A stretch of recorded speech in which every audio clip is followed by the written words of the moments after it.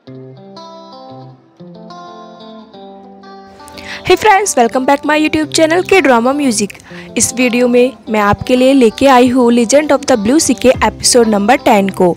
इसमें मैं डिस्क्राइब करूँगी एपिसोड नंबर 10 को, लेकिन हाँ, इससे पहले जो 9 एपिसोड्स हैं वो हमारे आ चुके हैं। अगर अभी तक आपने उन एपिसोड्स को नहीं देखा है तो मैं उनका लिंक डिस्क्रिप्शन में दे दूँगी, जहाँ से जाकर आप उन एपिसोड को ईजिली देख सकते हैं। तो इस एपिसोड को देखने से पहले आप उन बाकी एपिसोड्स को ज़रूर देखें। एपिसोड शुरू करने से पहले मैं आपको बता दूं, अगर अभी तक आपने मेरे इस चैनल को सब्सक्राइब नहीं किया है तो प्लीज़ जाएं और इस चैनल को सब्सक्राइब कर लें, ताकि इस चैनल पर आने वाले नए वीडियोस का अपडेट आपको मिलता रहे और आप उन वीडियोस को मिस ना करें।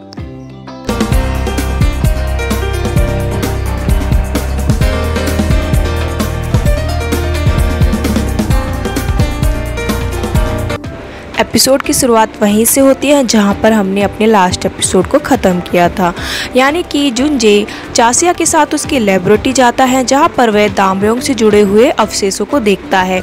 तो वहां पर जुनजे को एक पोर्ट्रेट दिखाई देता है जिस पर कि दामयोंग की पेंटिंग बनी होती है। उस पेंटिंग को देखकर, दामयोंग की पेंटिंग को देखकर जुनजे एकदम शॉक हो जाता है कि ये हूबहू मेरी तरह दिखता है। उस पेंटिंग की साइड में कुछ लिखा हुआ होता है, उसके साइड में एक मैसेज भी लिखा होता है जिस पर लिखा होता है, अगर तुम वो हो जो मैं हूँ, जो कि पास्ट फ्यूचर में होने वाले हो, तो प्लीज़ मेरी एक बात को ध्यान में रखना।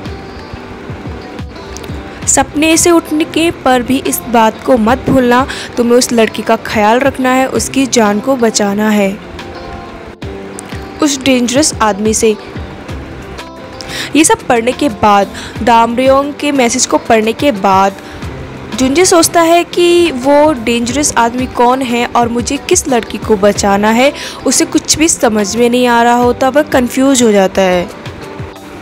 तभी दूसरी साइड से चासिया उसे आवाज़ देना शुरू कर देती है कि जुनजे तुम अंदर क्या कर रहे हो, पावर ऑफ हो गया है, लाइट चली गई है, तुम अंदर हो, क्या कर रहे हो, मुझे डर लग रहा है, प्लीज़ बाहर आ जाओ।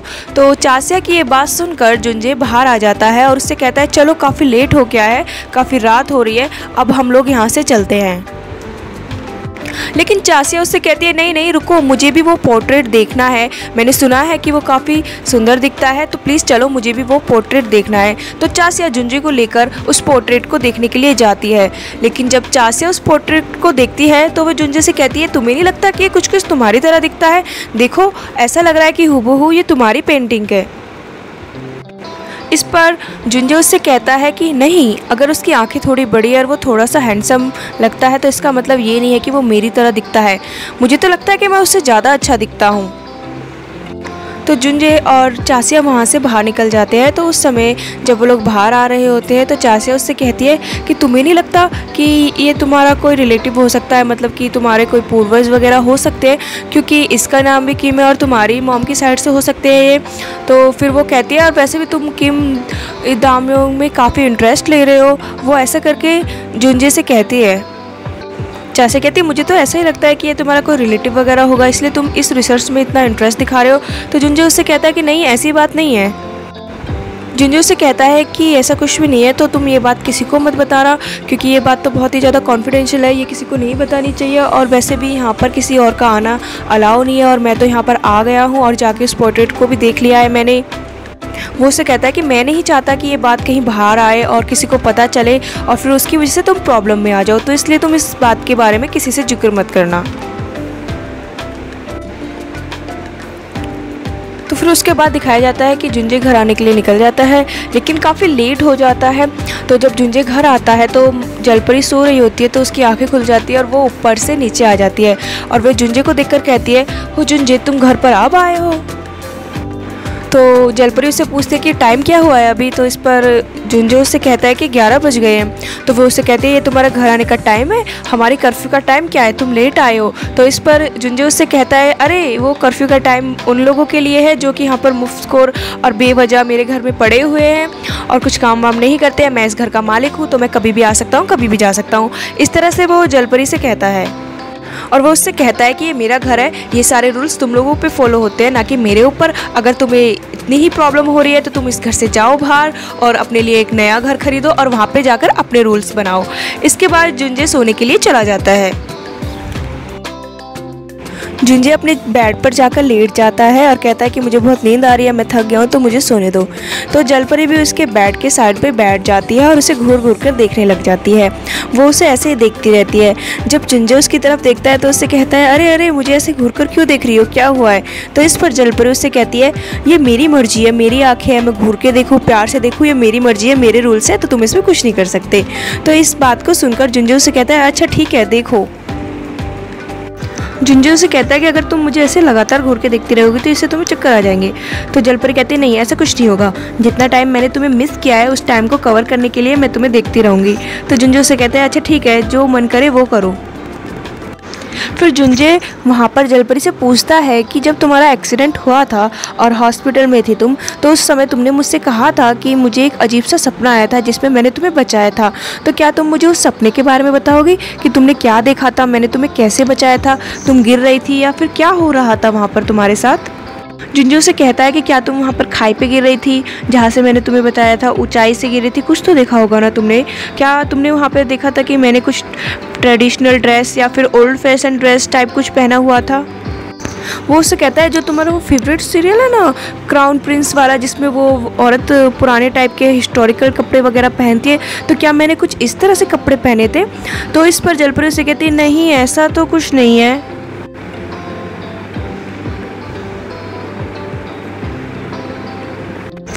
तो ये सारी बातें सुनने के बाद जलपरी उससे कहते नहीं मुझे कुछ याद नहीं आ रहा है, मुझे कुछ भी याद नहीं है, क्या मैंने तुमसे कहा था, कौन सा सपना, मतलब वो ऐसे करके बहाने से बनाने लग जाती है। तो इस पर जो जुंजे उससे कहता है कि हाँ वो भी ठीक है, जिस लड़की को अपना नाम ही याद नहीं है उसे सपना कैसे याद होगा? तो फिर जुंजे उससे कहता है, ऐसा करो तुम ऊपर जाओ और जाकर आराम करो। तो जुंजे की ये बात सुनकर जलपरी से कहती है, हाँ हाँ ठीक है, मैं ऊपर जाती हूँ और सो जाती हूँ, आराम करती हूँ, तुम भी आराम करो। वो गुड नाइट बोलकर जुंजे को ऊपर चली जाती है और ऊपर जाने के बाद सोचती है, अरे इंसान लोग ऐसे झूठ बोलते हैं। और फिर दिखाया जाता है कि दूसरी तरफ मादिया को भी कुछ सपने आते रहते हैं और वो एकदम से अपनी नींद से उठ जाता है। जब मादिया की आंखें खुल जाती है तो वो बैठ जाता है और सोचने लग जाती है। जब मादिया की आंखें खुल जाती है तो वो बैठ जाता है और सोचने लग जाता है कि मुझे ये अजीब से सपने क्यों आ रहे हैं। वहीं दूसरी तरफ जुंजे भी सोया रहता है और उसे भी कुछ सपने आते रहते हैं। तो वहीं दूसरी तरफ दिखाया जाता है कि जुंजे को भी सोते हुए सपना आता है, जहाँ पर उसे दिखाई देता है कि सरदार की कॉन्क्यूबिन ने जलपरी को एक रूम में छुपाया हुआ है और वहाँ पर एक टोकरी रखी है जिसमें काफ़ी सारे मोती भरे हुए हैं। इस सपने को देखने के बाद जुंजे एकदम चौंक जाता है और उसकी आंखें खुल जाती है। उठने के बाद जुंजे ड्रिंक पीने के लिए किचन में आ जाता है। जब वह किचन में जाता है तो वह देखता है कि नामदो पहले से ही किचन में बैठकर ड्रिंक कर रहा होता है। तो नामदो जुंजे को देखकर उससे कहता है कि क्या हुआ, तुम्हें फिर से वो अजीब सा सपने आया जिसमें तुम दामरेओंग बने हुए हो? इस पर जुंजे उससे कहता है कि क्या बताऊं यार, मैं तो परेशान हो गया हूँ इन सपनों से। तो नामदो से कहता है कि ये सपना अजीब नहीं है, सबसे अजीब है सिमचैन। तो इस पर जुंजे उससे पूछता है कि कैसे? तो इस पर नामदोंग जुंजे से कहता है कि मैं नहीं कहता कि सिमचैन एक बुरी लड़की है, वो अच्छी है, प्रिटी है, काइंड हार्टेड है, लेकिन फिर भी वो कुछ अजीब है। उसे देखकर ऐसा लगता है कि वो इस दुनिया से है ही नहीं, वो कहीं अलग दुनिया से आई है। यह सब सुनकर जुंजे उससे कहता है कि सिमचैन पर शक करना बंद करो, वो कुछ भी ऐसा नहीं है जैसे तुम कह रहे हो, बस उसका एक स्क्रू ढीला है और वो थोड़ी सी सनकी है। इस तरह से नामदोंग से जुंजे कहता है। तो नामदोंग उससे कहता है, देखो ऐसा नहीं है, तुम काफ़ी स्मार्ट और इंटेलिजेंट हो। नामदो कहता है कि तुम चालाक हो इतने, लेकिन जब भी मैं सिमचैन के बारे में कहता हूँ तो तुम्हारा पता नहीं दिमाग कहाँ चले जाता है। फिर नामदो जुंजे से कहता है कि देखो जब सिमचैन का एक्सीडेंट हुआ था तो मैं उसका एक्सरे जो था उसे लेकर अपने एक फ्रेंड के पास गया था। तो वहाँ पर उसे पता चला था कि जो हड्डी उसकी एक हफ्ते में जुड़ गई है उसे जुड़ने में 6 महीने लगते हैं। तो ये कैसे हो सकता है कि एक पर्सन की हड्डी इतनी जल्दी जुड़ जाए? और हाँ, दूसरी बात ये एक जुंजे को बता रहा होता है और वो जुंजे से ये भी कहता है। और एक और बात, मुझे पक्का भरोसा है कि स्पेन में तुम इस लड़की से मिले होगे और तुम इसे जानते होगे। तुम्हें स्पेन के बारे में कुछ भी याद नहीं है, लेकिन हाँ इस लड़की को सब कुछ याद है, लेकिन फिर भी जानबूझ के तुम्हें नहीं बता रही है। और तुम इस लड़की को घर पर इसीलिए तो लेके आए थे ताकि तुम इसे पूछ सको कि स्पेन में तुम्हारे और इसके बीच क्या हुआ था। तो ये सारी बातें वो जुंजे से कहता रहता है। तो फिर जुंजे उससे कहता है हाँ ठीक है चलो माना, मुझे तो इससे कुछ जानना है इसलिए मैं इसके पीछे पड़ा हुआ हूँ और इससे अपने घर में लेके आया हूँ। लेकिन तुम इतना क्यों वो मतलब क्यूरियस हो रहे हो इसके पीछे पड़ने के लिए, और तुम क्यों इतना सब कुछ जानना चाहते हो इसके बारे में। इस तरह से जुंजे नामदेव से कहता है। तो ये सारी बातें सुन के नामदेव जुंजे से कहता है देखो जुंजे, तुम एक बैड बॉय बने हो और उसमें मैंने काफ़ी मेहनत किया, काफ़ी सालों में तुम्हें मैंने बैड बॉय बनाया हो, लेकिन जब से ये लड़की घर पे आई है तुम कुछ बदलते जा रहे हो, तुम्हारा बिहेव, तुम्हारे सब कुछ मतलब चेंजेस आते जा रहे हैं। तो मैं नहीं चाहता कि तुम एक अच्छे बॉय बन जाओ, क्योंकि अगर ऐसा हुआ तो मेरा जितना भी टाइम तुम्हारे ऊपर खर्च किया है मैंने अब तक तुम्हें बैड बॉय बनाने में, वो सारा वेस्ट हो जाएगा। तो इसलिए मैं जानना चाहता हूँ इस लड़की के बारे में सब कुछ, इसकी सच्चाई, इसका पास्ट, इसलिए मैं इसमें ज़्यादा इंटरेस्ट ले रहा हूँ। ये सब बोलकर नामदेव से कहता है ठीक है तो अब मैं सोने जाता हूँ, और वह सोने के लिए चला जाता है। नामदेव के वहाँ से जाने के बाद जुंजे सोचने बैठ जाता है और फिर उसे मोती से रिलेटेड जो कि उसने कुछ टाइम पहले ड्रीम देखा था, सपना देखा था, तो फिर वो सोचता है कि क्या है इन सब के चक्कर में, मतलब क्या है रिलेशन इसका इस लड़की से और मेरे इन सपनों से। तो वो कहता है सबसे पहले तो इन सब के बारे में सच्चाई मुझे ही जाननी है कि असलियत क्या है इस लड़की की और ये जो मुझे सपने आते हैं उन सब की। अगले सीन में दिखाया जाता है कि पुलिस स्टेशन में एक ऑफिसर जो कि मादिया के केस पर रिसर्च कर रहा है, यानी कि उसके केस को हैंडल कर रहा है, वह अपने एक ऑफिसर से कह रहा होता है कि ये देखो ये सारे मादिया के केस से रिलेटेड फाइल्स है, जिसमें कि उसने काफ़ी सारे मर्डर वगैरह किए हैं, वो भी अपने एंगर यानी कि गुस्से के कारण। फिर वो आगे उससे कहता है लेकिन ये जो एक साल है ना 80-89, वहाँ पर कुछ तो अजीब है। उसने काफ़ी सारी चोरियाँ की है, वो भी काफ़ी सारे मॉल्स में जाकर। वो उससे कहता है कि ये सब अजीब नहीं लगता क्योंकि इस साल उसकी लाइफ में कोई एक औरत थी। फिर आगे दिखाया जाता है कि जुंजे की सौतेली माँ, जुंजे के पापा और जीहुन सभी लोग नाश्ता कर रहे होते हैं एक साथ बैठकर। तो वहाँ पर दिखाया जाता है कि जुंजे के फादर वहाँ पर मतलब खाना खाने की कोशिश करते रहते हैं, लेकिन उनकी आंखें मतलब इतना उन्हें धुंधला दिखाई देता रहता है कि उन्हें खाने का भी टेबल पे अच्छे से खाना नज़र नहीं आता और वो खाना नहीं ले पाते। तो ये सब देखकर जुंजे की सौतेली माँ उससे कहती है हनी अपना ध्यान रखा करो, मैंने कहा है ना कि टाइम से दवाई वगैरह लिया करो, तुम्हें टाइम से मेडिसिन लेनी चाहिए, तभी तो तुम जल्दी से रिकवर करोगे। और वो उससे कहते हैं कि ऐसा करो आज तुम ऑफिस मत जाओ, तुम्हारी तबीयत मुझे ठीक नहीं लग रही है, तुम घर पर रहो और रेस्ट करो। तो फिर वहाँ पर जो चीहू बैठा हुआ था वो भी अपने पापा से पूछता है कि पापा आप ठीक तो हो ना। तो उसके फादर कहते हैं हाँ हाँ मैं ठीक हूँ। फिर चीहू उनकी हेल्प करता है और उन्हें खाने के लिए उनके प्लेट में खाना दे देता है। फिर आगे दिखाया जाता है कि जलपरी वो जो डॉल की मशीन थी, मतलब जो उसे उस टाइम पे जुंजे दिखाता है, तो वो वहीं पर जाती है और फिर से उस डॉल को पकड़ने की कोशिश कर रही होती है, काफ़ी ट्राई कर रही होती है। वहाँ पर उसमें पिंक ऑक्टोपस वगैरह होते हैं, तो वो उन्हें निकालने की कोशिश कर रही होती है। तो तभी पीछे से एक आवाज़ आती है कि क्यों तुम इस पिंक ऑक्टोपस के पीछे पड़ी हुई हो। जब वो मुड़कर देखती है तो वहाँ पर वो छोटी बच्ची होती है जो कि उसकी फ्रेंड होती है। तो वो उससे कहती है कि तुम यहाँ पे क्या कर रही हो। कह रही है मैंने तुम्हें देखा था यहाँ पे, तो मुझे लगा तुम यहीं पर आसपास रहती होगी इसलिए मैं तुम्हारे पास आ गई। तो वो उससे पूछती है कि तुम्हें स्कूल नहीं जाना। तो कहती नहीं अभी स्कूल नहीं जाना। फिर वो उससे कहती है कि तुम्हें कैसे पता चला कि मैं पिंक ऑक्टोपस को पकड़ने वाली हूँ। तो वो बच्ची उससे कहती है कि अभी तुमने बोला तो मैंने सुना। तो कहती नहीं मैंने तो ऐसा कुछ भी नहीं बोला। तो ये बात सुनकर जलपरी कहती नहीं मैंने तो ऐसा कुछ नहीं किया। तो वो छोटी लड़की कहती नहीं मैंने सुना कि तुम कह रही कि इस बार मैं पिंक ऑक्टोपस को पकड़ कर ही रहूँगी। तो फिर आगे दिखाया जाता है कि वो दोनों ही उस डॉल मशीन से डॉल निकालने की कोशिश करते रहते हैं। वहीं दूसरी तरफ दिखाया जाता है कि घर पर जुंजे जलपरी को ढूंढ रहा होता है, उसे आवाज़ देता है, लेकिन जब जलपरी नहीं आती तो वह उसके रूम में ऊपर चला जाता है देखने के लिए कि कहीं वो अपने रूम में सो तो नहीं रही है। जब जुंजे उसके रूम में जाता है तो वो देखता है वहाँ पर एक छोटा सा बाउल रखा होता है जिसमें काफ़ी सारे मोती होते हैं। तो वो उन मोतियों को देखता है और कहता है कि क्या वाकई ये असली मोती है, और ये लड़की यहाँ पे इतने सारे मोती को कैसे लाती होगी, ये क्या काम करती है, और फिर ये ऐसा क्यों कहती है कि ये सारे मोती बेचकर वो सारे पैसे मुझे दे देगी, मैंने इससे कब पैसे मांगे हैं। इस तरह से जुंजे वहाँ पर बैठ के सोच रहा होता है। और फिर दिखाया जाता है कि जुंजे सारे घर में उसे ढूंढता रहता है, आवाज़ देता रहता है, लेकिन तभी दिखाया जाता है कि जल परी उस लड़की यानी कि योना के साथ घर में आ जाती है। और जब जुंजे उसे देखता है तो एकदम गुस्से से उसे कहने लगता है कि क्या, कहाँ गई थी तुम, और ये जो तुम्हारे पास सेल फोन है ये क्या सिर्फ शो और डेकोरेशन वगैरह के लिए है। कहता है कि तुम्हें दिखता नहीं है ये फ़ोन डेड है, इसमें बैटरी नहीं है, इसे खाना खिलाओ, इसे भी तो खाने की जरूरत है, मतलब कि उसे चार्ज करो। ऐसे करके वो जलपरी से कह रहा होता है। तो तभी वो छोटी बच्ची जुंजे से कहते कि उसे खाना खिलाना नहीं कहते, उसे चार्जिंग करना कहते हैं। तो इस पर जुंजे उस छोटी बच्ची से कहती है हाँ हाँ मुझे पता है कि उसे चार्ज करना कहते हैं, तो तुम मुझे मत सिखाओ। ऐसा करके जुंजे उस छोटी बच्ची से कहता है। फिर जुंजे उससे कहता है कि जलपरी से कहता है जुंजे कि तुम्हें क्या हो गया कि तुम्हारे सारे फ्रेंड ऐसे अजीबोगरीब क्यों हैं, पहले तो भिखारी तुम्हारी फ्रेंड थी और अब ये छोटी सी बच्ची तुम्हारी फ्रेंड है। ये बात सुनकर वह छोटी बच्ची जुंजे से कहती है देखिए अंकल, एक तो आप बेरोजगार हैं और आप दूसरों को बोल रहे हैं। तो जुंजे उसकी बात सुनकर उससे कहता है देखो लड़की, तुम्हारी दोनों ही बातें गलत है, ना तो मैं अंकल हूँ और ना ही मैं बेरोजगार हूँ। तो वो छोटी बच्ची जुंजे से कहती है कि जिस समय सब लोग अपने ऑफिस जाते हैं, काम करते हैं, उस समय आप सभी घर पे हैं, कोई फ़ोन चला रहा है, कोई टीवी देख रहा है, कोई गेम खेल रहा है, तो इसका मतलब तो यही हुआ ना कि आप लोग बेरोजगार हैं। तो उस छोटी बच्ची की बात सुनकर एकदम झट से जलपरी भी जुंजे से पूछती है कि जुंजे क्या तुम बेरोजगार हो। तो इस पर जुंजे उसे कहता है नहीं नहीं ऐसा कुछ नहीं है। ये एकदम से फिर उस छोटी लड़की से कहता है देखो छोटी लड़की, मैं एक फ्रीलांसर हूँ जिसमें कि हम सब घर से ही काम करते हैं, ये काफ़ी एक स्पेशल जॉब होता है, तो तुम मुझे कुछ भी मत सिखाओ ठीक है ना। ऐसे कह के वो उस बच्ची से बोलता है।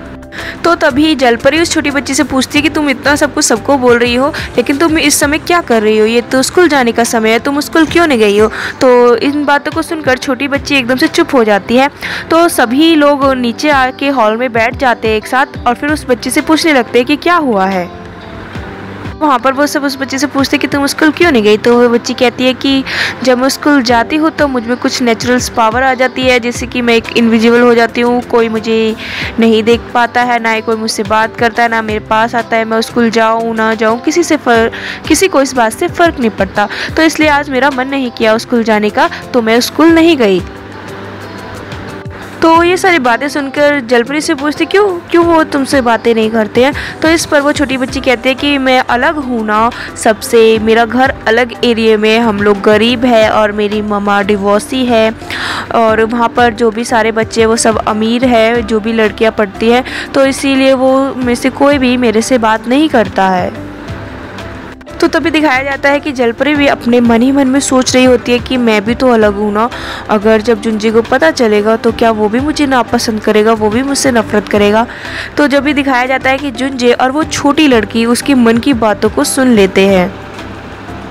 तो तभी छोटी लड़की एकदम से जलपरी से कहती है आपको क्यों ऐसा लगता है कि आप अलग हो, अगर जुंजे को पता चला कि आप अलग हो तो वो आपको पसंद नहीं करेगा। ऐसा करके वो छोटी लड़की जलपरी से पूछती है और एकदम जुंजे भी शॉक हो जाता है कि इस लड़की को ये सब कैसे सुनाई दिया। और फिर वहाँ पे नामदो और तिहो इन बातों को सुनकर एकदम अजीब सा रिएक्ट करते हैं। ये सब सुनकर एकदम जलपरी को भी शौक लगता है कि ये सब उसे कैसे सुनाई दिया, ये सब तो मैंने अपने मन में बोला था, मतलब अपने मन में सोचा था, ये सब इसको कैसे सुनाई दिया। लेकिन फिर दिखाया जाता है कि जलपरी उसे कहती है चलो चलो मैं तुम्हें अपना रूम दिखाती हूँ, और उसे अपना रूम दिखाने के लिए ले जाती है। फिर वहीं पर दिखाया जाता है कि जब जलपरी उस बच्ची को लेकर चली जाती है अंदर रूम में, तो फिर जुंजे उसे पूछता है तेहो से और नामदो से कि तुम लोगों को सच्ची में कुछ सुनाई नहीं दिया क्या। तो नामदो और तेहो कहते थे नहीं हमें तो कुछ भी सुनाई नहीं दिया। फिर दिखाया जाता है कि वहीं दूसरी तरफ जलपरी भी उस बच्ची से पूछ रही होती है कि क्या सच्ची में तुम्हें सब कुछ सुनाई दिया, मैंने क्या सोचा था, क्या बोला था। तो वो बच्ची कहती है हाँ मुझे सब कुछ सुनाई दिया।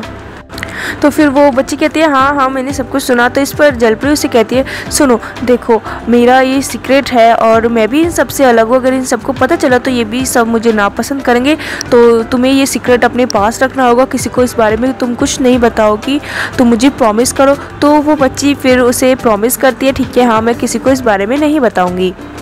वहीं अगले सीन में दिखाया जाता है कि जुंजे के पास कॉल आता है हॉस्पिटल से, जहां पर उसे बताया जाता है कि जो सेक्रेटरी है उनको होश आ गया है। तो जुंजे फटाफट से रेडी होता है और उनसे मिलने के लिए हॉस्पिटल जाता है। वह जब हॉस्पिटल पहुंचता है तो वह देखता है कि सेक्रेटरी को होश आ गया है, उन्होंने अपनी आंखें खोल लिया है लेकिन वो कुछ बोल नहीं पा रहे हैं। तो सेक्रेटरी जो उनकी वाइफ होती है वहाँ पर, तो वो जुंजे से कहती है कि शायद ये तुम्हें कुछ बताना चाहते हैं लेकिन ये तुम्हें अभी बता नहीं पा रहे, इसलिए इनकी आंखों से आंसू निकल रहे, लेकिन मुझे भरोसा है कि ये जल्दी ठीक हो जाएंगे और ये सब कुछ तुम्हें बताएंगे। फिर दिखाया जाता है कि जब जुंजे बाहर आ जाता है तो वो भी उनके पीछे से बाहर आ जाती है और फिर जुंजे से एकदम पूछती कि क्या तुम्हें अपनी माँ का कोई कॉल आया, कोई मैसेज आया? तो इस पर जुंजे कहते हैं नहीं, मुझे कोई नहीं आया, क्या आपको उनके बारे में कुछ पता है? तो इस पर वो कहती हैं कि हाँ, कुछ समय पहले तक मैं उनके कांटेक्ट में थी, वो मुझसे तुम्हारे बारे में पूछती थी लेकिन उन्होंने तुम्हें इस बारे में बताने से मुझसे मना किया था, इसलिए मैंने तुम्हें नहीं बताया। वो मुझसे पूछती रहती कि तुम्हारा स्कूल कॉलेज कैसा चल रहा है और तुम कैसे हो, इस बारे में वो मुझसे पूछती रहती थी। फिर वो जुंजे से कहती है कि लेकिन जब तुम घर छोड़कर चले गए, मतलब कि भाग गए थे, तो फिर मैं उन्हें क्या बताती? तो जब वो मुझसे पूछती थी तो मैंने उनसे कह दिया था कि तुम स्टडी करने के लिए अब्रॉड गए हुए हो, और लेकिन उसके कुछ समय बाद से मेरा उनसे कोई कांटेक्ट नहीं हो पाया। ये सारी बातें सुन के जुंजे को काफ़ी बुरा लगता है और फिर वह घर आ जाता है तो रात को वह ड्रिंक करने लग जाता है। जिस समय जुंजे अपने रूम में बैठ कर ड्रिंक कर रहा होता है तो ऊपर से जलपरी उसे देखती है और वह भी नीचे आ जाती है। नीचे आने के बाद वह उसे कहती है कि तुम ड्रिंक कर रहे हो, मुझे भी सिखाओ ना कैसे ड्रिंक करते हैं। तो इस पर जुंजे उससे कहता है कि ये बहुत इंपॉर्टेंट होता है कि तुम किसके साथ ड्रिंक कर रही हो। तो वो उससे कहता है कि अच्छा है कि तुम मेरे साथ ड्रिंक कर रही हो और मैं तुम्हें सिखा रहा हूँ, अगर तुम नामदो के साथ सीखती है या फिर नामदो के साथ ड्रिंक करती तो वो पीने के बाद बहुत ही ज़्यादा उल्टी पुल्टी उठ पड़ांग हरकतें करता है। अच्छा है कि तुम मेरे साथ पी रही हो क्योंकि मुझे ज़्यादा चढ़ती भी नहीं है, नशा नहीं होता है और मैं अपने पर कंट्रोल रखता हूँ। इस तरह से जुंजे जलपरी को बता रहा होता है। फिर दिखाया जाता है कि दोनों ड्रिंक करने लग जाते हैं और काफ़ी ज़्यादा पी लेते हैं। फिर जलपरी को काफ़ी ज़्यादा चढ़ जाती है तो वहाँ पर जुंजे उससे कुछ पूछ रहा होता है। जब जुंजे उससे पूछता है कि तुम बताओ अपने बारे में, तुम क्या अलग, तो फिर एकदम से जलपरी बोलना शुरू करती है, हाँ मैं बहुत अलग हूँ, मैं एक मरमेड, ऐसे वो मतलब बोलने ही वाली होती है लेकिन एकदम से वो होश में आ जाती है। फिर कहती है अरे क्या मुझे चढ़ गई थी क्या? फिर जुंजे ये सब देखता है और उसे कहता है अरे वाह, तुम तो बहुत कमाल हो, तुम्हें एकदम से चढ़ी और फिर कुछ ही समय में तुम्हारी उतर भी गई ड्रिंक। फिर दिखाया जाता है कि वो दोनों फिर से ड्रिंक करने लग जाते हैं और जलपरी काफ़ी सारी ड्रिंक पीने लग जाती है। जुंजे और जलपरी काफ़ी ज़्यादा ड्रिंक कर लेते हैं, लगभग वो 12-13 बोतल ख़त्म कर लेते हैं। इतनी सारी ड्रिंक करने के बाद जुंजे को ही चढ़ जाती है और फिर वह अजीबोगरीब हरकतें करने लग जाता है। वो अपना फ़ोन लेता है और सिमचेंग को मिलाता है और कहता है देखो ये लड़की कितनी अजीब है, कभी भी मेरा फ़ोन नहीं उठाती है, मैं इसे कितनी बार ट्राई कर लूँ लेकिन ये कभी मेरा फ़ोन नहीं उठाती है। वो कहता है मैंने क्या इसे फ़ोन सिर्फ शो ऑफ के लिए दिया है, कभी भी ये मेरा फ़ोन नहीं उठाती।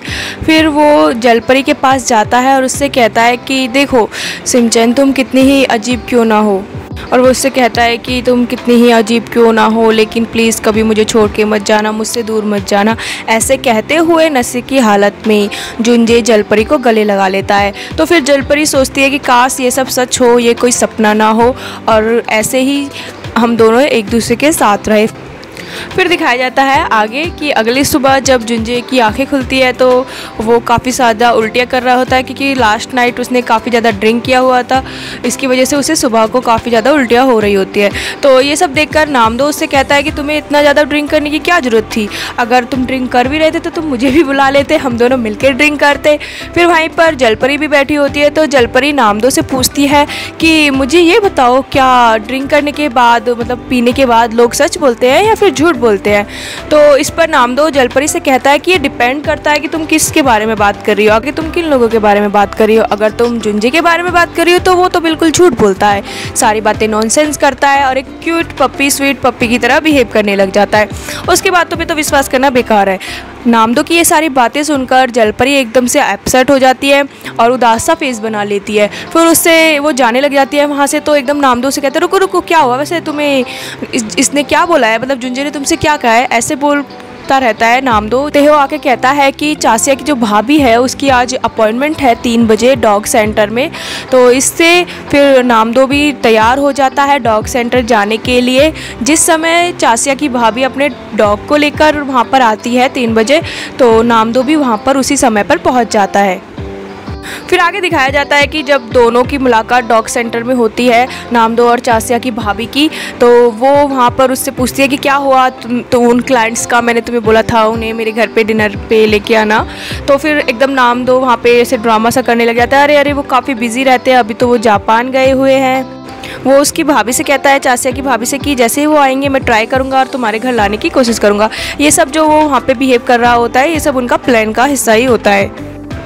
फिर अगले सीन में दिखाया जाता है कि चासिया और चासिया की भाभी हॉल में बैठे हुए होते हैं और वहाँ पर चासिया अपने फेस पर फेस मास्क लगाकर आराम से लेटी हुई होती है। तभी वहाँ पर वो मेड आती है, यानी कि जुंजी की माँ आती है और चासिया से कहती है कि तुम ऐसे कैसे सारे घर में मतलब अपने उधर उधर कपड़े फैला के रखती हो, इससे मुझे परेशानी होती है। तो फिर चासिया उनसे कहती है कि इस घर का बॉस कौन है, मैं हूँ या आप हूँ, और फिर आपको मुझे ऐसे सिखाने की कुछ भी ज़रूरत नहीं है, आप मेरी सासू नहीं हो, सासू माँ नहीं हो, मतलब ऐसे करके वो उनसे बोलती है। तो इस पर जुंजी की माँ उससे कहती है, मुझे कोई शौक भी नहीं है तुम्हें अपनी बहू बनाने का। ऐसा बोल के वो वहाँ से चली जाती है। तो उसके जाने के बाद चासिया अपनी भाभी से कहती है, भाभी आपने इन्हें क्यों रखा है, ये बहुत ही बदतमीज़ है, आप इन्हें निकाल क्यों नहीं देती। तो इस पर चासिया की भाभी उससे कहती है, हाँ मुझे पता है ये काफ़ी बदतमीज़ है और मैं भी इसे निकालना चाहती हूँ, लेकिन क्या करूँ मेरी मजबूरी है, क्योंकि ये खाना बहुत अच्छा बनाती है और अभी कुछ समय में मेरे गेस्ट जो कि काफ़ी इंपॉर्टेंट है मेरे लिए, वो घर पर आने वाले हैं और मैं चाहती हूँ कि ये उनके लिए खाना बनाए, क्योंकि मुझे भरोसा है कि इनके हाथ का खाना खाने के बाद वो काफ़ी इम्प्रेस हो जाएंगे, तो इसलिए मैं अभी इसे नहीं निकाल सकती हूँ।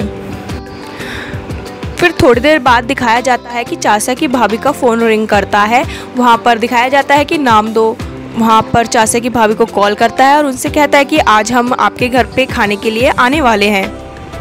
ये बात सुन के चाचा की भाभी काफ़ी एक्साइटेड और खुश हो जाती है। वो फटाफट से रेडी होना स्टार्ट कर देती है, अपनी मेड को सारा अच्छा खाना बनाने के लिए बोल देती है और अपने हस्बैंड, अपनी बेटी, मतलब सभी चीज़ों को एकदम से रेडी करने के लिए बोल देती है।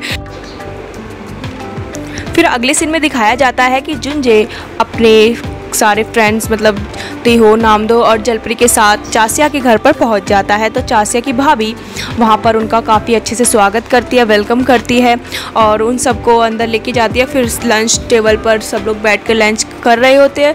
तो वहाँ पर जब खाना आता है तो एक डिश को खाकर एकदम से जुंजे को अजीब सा फील होता है और उसको कुछ ऐसा लगता है कि ये जो टेस्ट है ये उसकी मॉम के हाथों की कुकिंग का है, ऐसे वो एकदम सोचने लग जाता है। फिर दिखाया जाता है कि जब वो खाना खा रहा होता है तो तभी पीछे से वो मेड यानी कि जुंजे की माँ खाना सर्व करने आती है। लेकिन जब वो खाना सर्व करने आती है तो वो जुंजे के पीछे खड़ी हुई होती है, मतलब उसके बैक पे, तो जिसकी वजह से जुंजे उन्हें नहीं देख पाता। और फिर जब वो वापस जाती है तो जुंजे उनकी बैक को देखता है तो जुंजे भी उन्हें नहीं देख पाता, यानी कि दोनों एक दूसरे के नज़दीक और आसपास होते हैं। लेकिन किस्मत अभी उन दोनों को मिलाना नहीं चाहती, माँ और बेटे को, तो वो एक दूसरे को नहीं देख पाते हैं। फिर आगे दिखाया जाता है कि चासिया जो कि अपने घर में वापस आती रहती है, तो वहाँ पर तेहो होता है। तेहो एकदम से देखता है तो एकदम उसके पास जाता है, चासिया के पास, और चासिया से कहता है कि अरे तुम यहाँ क्या कर रही हो, ऐसे उससे क्वेश्चन करता है। तो इस क्वेश्चन पे चासिया उससे कहती है कि ये मेरा घर है, तो मैं अपने घर आऊँगी तो मैं यहीं तो वापस आऊँगी। तो ये सुनकर, चासिया की ये बात सुनकर तेहो एकदम से शॉक होता है और फिर एकदम से कहता है, हाँ ये तुम्हारा घर है, इसलिए तो मैं यहाँ पे आया हूँ, मैं तुमसे मिलने आया हूँ। इस तरह से वो चासिया से कहता है। तेहो की ये बात सुन के चासिया उससे कहती है, मुझसे मिलने, ऐसा क्या काम है, वो मतलब कहती है। फिर वो एकदम से कहती है, अच्छा ठीक है मैं तुमसे बाद में मिलती हूँ, क्योंकि मेरे घर पे अभी कुछ गेस्ट आए हैं, मुझे जाना है। ऐसा बोल के वो जाने ही वाली होती है। लेकिन जैसे ही चासिया जाने वाली होती है तो तेहो उसे रोक लेता है, कहता है नहीं नहीं मुझे अभी ये बात करनी है, कुछ इंपॉर्टेंट बात है, प्लीज़ तुम मेरी बात सुनो। और एकदम से पकड़ता है। तेहो को कुछ समझ नहीं आ रहा होता कि वो उसे क्या कहे ऐसा कि जिससे कि वो रुक जाए चासिया और अंदर ना जाए। तो एकदम झट से तेहो चासिया को कह देता है, आई लव यू। चासिया उसकी बात को सुन के एकदम शॉक हो जाती है। फिर आगे दिखाया जाता है कि चासिया और तेहो दोनों एक कैफ़े में बैठे हुए होते हैं और वहाँ पे वो लोग बातें कर रहे होते हैं। कैफ़े में जाने के बाद चासिया और तेहो बैठे हुए होते हैं। तो वहाँ पर चासिया तेहो से कहती है कि अरे ये सब कब हुआ, मतलब कि तुम्हें तो पता है ना कि मैं जुंजे को पसंद करती हूँ और मैं कब से ट्राई कर रही हूँ जुंजे को इम्प्रेस करने का, और तुम कब से मुझे मतलब ऐसे पसंद करने लगे। चासिया वहाँ पर तेहो से कहती है, ठीक है प्यार किसी को भी किसी से भी हो सकता है, तो मैं इसके लिए तुम्हें कोई ब्लेम या फिर दोष नहीं दूंगी, तुम इतना ज़्यादा गिल्टी फील मत करो, ऐसे मतलब मुंह को लटका के और गर्दन को नीचे करके मत बैठो। तो वो उससे कहती है, तुम ऐसे नीचे मत देखो, मुझे भी अजीब लग रहा है, ऐसा कोई बड़ी बात नहीं है, हो जाता है ऐसा, तो मैं तुम्हें कैसे समझाऊँ, मतलब ऐसे तेहो से वो बोलती रहती है चासिया। वहीं दूसरी तरफ दिखाया जाता है कि तेहो गर्दन नीचे करके मतलब मैसेज टाइप कर रहा होता है नामदो के पास। जैसे ही इस मैसेज को नामदो पढ़ता है वो भी एकदम से शॉक हो जाता है और फटाफट से जुंजे को इस बारे में बताता है कि जिस घर में हम बैठे हैं और ये जो लेडीज़ है ये और कोई नहीं है कि ये चासिया की भाभी है, हमें फटाफट से यहाँ से निकलना होगा, नहीं तो प्रॉब्लम हो जाएगी। फिर एकदम से जुंजे भी जलपरी की तरफ इशारा करता है कि चलो चलो, हमें यहाँ से निकलना है। जैसे वो लोग जाने की तैयारियां करने लग जाते हैं तो तभी चाचा की भाभी कहते हैं अरे अरे एकदम से कहाँ जा रहे हैं। तो इस पर वो लोग कहते हैं कि हमें एक बहुत ही ज़्यादा अर्जेंट काम आया है, हमें फटाफट से जाना होगा। तो इस पर चाचा की भाभी होती है कि कुछ गलती हुई है क्या? कहते हैं नहीं नहीं, हमें जाना है, हमें कुछ अर्जेंट काम है। फिर दिखाया जाता है कि वह तीनों फटाफट से चाचा की भाभी के घर से निकल जाते हैं। फिर आगे दिखाया जाता है कि वो फटाफट से घर वापस आ जाते हैं। तो वो नामदो और जीहो आपस में डिस्कशन करने लग जाते हैं कि आज तो बाल बाल बच गए, हम पकड़े ही जाते और मुसीबत पे फंस जाते। फिर वो आपस में कहते रहते हैं कि क्या तुमने अच्छे से बैकग्राउंड चेक नहीं किया था, तुमने पूरा फैमिली का बारे में पता नहीं लगाया था, अगर चाची आज हमें वहाँ पर देख लेती तो प्रॉब्लम हो जाती। ऐसे वो एक दूसरे को बातें करते रहते हैं। तो फिर उस पर वो कहता है कि मुझे क्या पता था, मैंने तो सब कुछ चेक किया था, बैकग्राउंड में ये थोड़ी ना होगा कि चाचा की भाभी निकलेंगी। वो ऐसे करके वो लोग बातें कर रहे होते हैं। तो एकदम से जलपरी कहती है कि तुम लोग क्या बातें कर रहे हो, क्या पकड़े जाते, क्या प्रॉब्लम हो जाती। तो वो उनसे कहते हैं कि क्या पकड़े जाते, क्या एक्सपोज जाते, क्या प्रॉब्लम हो जाती है। ऐसे जुंजे से और नामदो से वो सवाल करने लग जाती है। फिर मन ही मन में जलपरी सोचती है कहीं ये लोग वो ही तो नहीं है जो लोगों के साथ धोखा करते, फ्रॉड करते, उनके पैसे वगैरह छीन लेते हैं। ऐसा जलपरी मन में सोच रही होती है। तो ये सब कुछ जुंजे को सुनाई दे जाता है। तो एकदम जुंजे गुस्से में आ जाता है और उससे कहता है हाँ मैं वही हूँ, मैं यही काम करता हूँ। तो वहाँ पर जुंजे काफ़ी गुस्से में कहता रहता है कि हाँ यही मेरी सच्चाई है, मैं यही काम करता हूँ, और तुम बताओ तुम क्या हो, तुम कौन हो। ऐसे करके वो उससे सवाल सा करता रहता है। तो दिखाया जाता है कि जलपरी अपने मन ही मन में सोच रही होती है हाँ मैं भी सबसे अलग हूँ, सबसे डिफरेंट हूँ, और जब तुम्हें मेरी सच्चाई पता चलेगी तो तुम भी मुझसे नफरत करोगे, क्योंकि मैं एक जलपरी यानी कि एक मरमेड हूँ। ये बात मतलब जैसे ही जुंजे सुनता है, मतलब उसके कानों में जाती है, तो वो एकदम से शॉक हो जाता है, उसके हाथ पैर ऐसे थरथराने लग जाते हैं। फिर आगे दिखाया जाता है कि जलपरी वहाँ से चली जाती है और फिर नामदो से जुंजे पूछता है कि क्या तुमने कुछ सुना। फिर उस पर नामदो कहता है क्या कहीं हम पकड़े जाने वाले हैं, ऐसा सब कुछ। तो ये सब बातें सुनकर नामदो से जुंजे कहता है नहीं नहीं कुछ नहीं। फिर आगे दिखाया जाता है कि रात को जुंजे अपने रूम में बैठा होता है और अपने सेल फ़ोन में कुछ फ़ोटोज़ दिख रहा होता है। वो जो फ़ोटोज़ दिखता है वो स्पॉट की होती है जिस पर एक जलपरी और एक इंसान के किस करने का फ़ोटो बना होता है। तो वो उस फ़ोटो को देखता रहता है और सोचता रहता है कि क्या मतलब इसने क्या कहा कि ये एक मरमेड है, जलपरी है, मतलब ऐसे करके उस थोड़ा कंफ्यूज सा होता रहता है। लेकिन तभी उसे कुछ धुंधली धुंधली यादें दिखाई देती है कि कैसे स्पेन में उसे किस किया था। फिर वो जाता है जलपरी के ऊपर रूम में, तो वो देखता है कि जलपरी अपने कमरे में नहीं होती है।